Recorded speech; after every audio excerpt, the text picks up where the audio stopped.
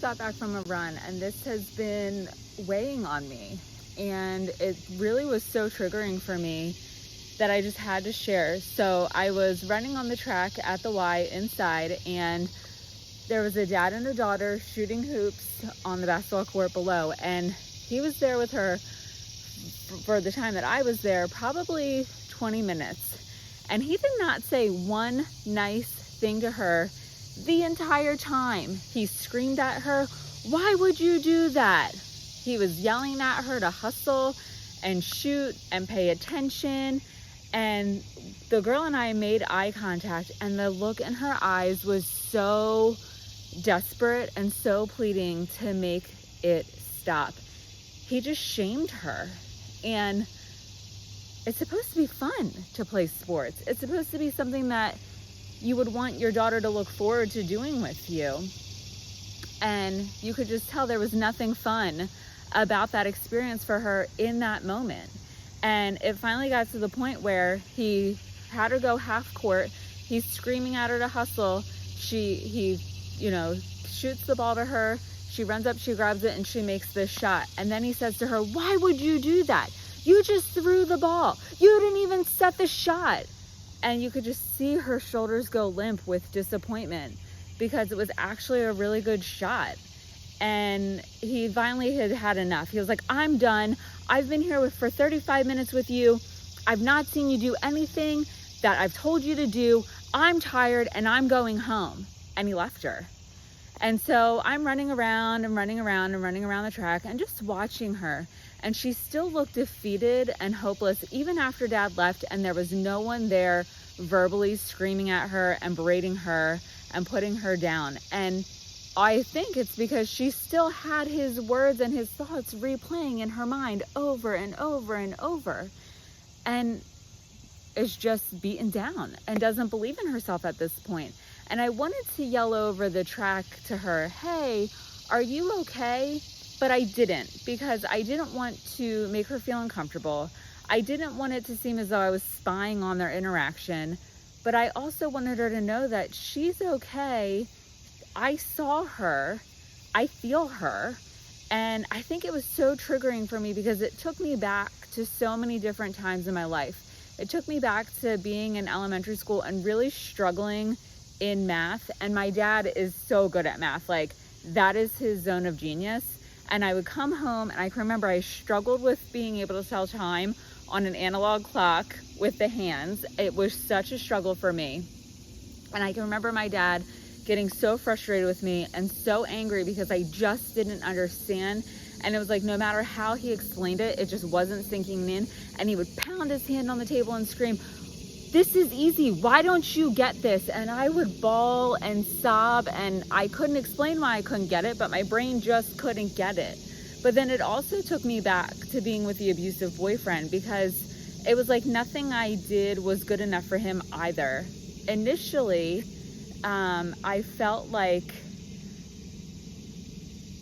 I was the center of his world. I felt like I was his whole universe, and that in the beginning was like amazing.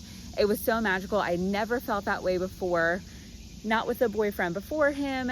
And so it was just like so amazing. I couldn't even take it. It was just like oozing all over. But that quickly ended because he then became super controlling. It was like he would get on me if I didn't wear the right clothes. He would get on me if I wore makeup without him. He would get on me if I didn't text him or page him as soon as I woke up. If I didn't get up and come right to his house, it would turn into this big, huge fight. So there was always this, constant dialogue of me not doing enough for him, me not showing him that I loved him more than the world itself. And so watching this poor girl getting beaten down by her dad was just absolutely heart-wrenching for me. It just was like shame upon shame upon shame. He didn't say one good thing to her the entire time, not one thing. And then it was like she still wasn't measuring up. No matter how much feedback he gave her, she still wasn't measuring up, so he just left. Talk about feeling like you've been abandoned. And so that feeling too was, I think, also triggering for me, because I felt like I had been abandoned in my childhood.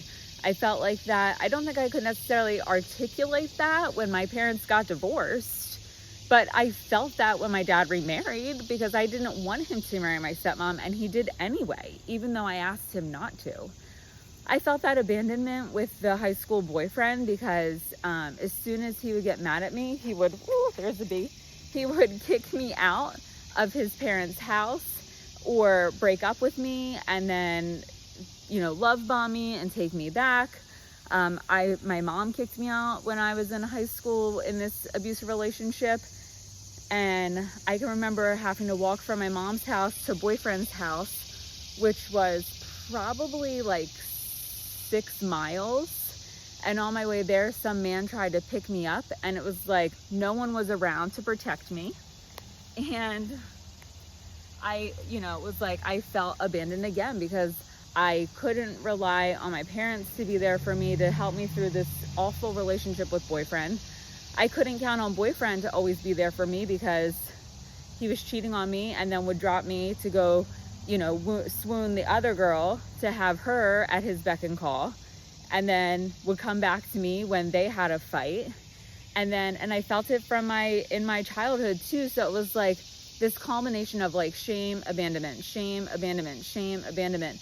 And after so long, and that takes a massive toll on you, and it makes you feel like you don't matter, you never will matter, no one will care about you, so what's the point? Who is there for you? No one. And so it just leaves us in this feeling of desperation and hopelessness, and it's awful, it's lonely, it's isolating.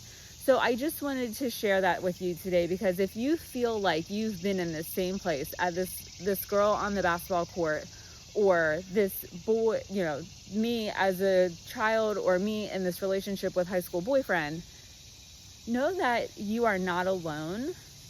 You are seen, you are heard. Other people have the same experience. And so just know that, and that yes, it does feel really shitty in the moment, but it doesn't have to define you. You are worthy, you are loved. It might not feel like it in the moment, but you just know that you are. There is someone out there that will be able to show that to you. But more importantly, get to the point where you can share it and show it to yourself. So I hope you found this video helpful, and thanks so much for tuning in.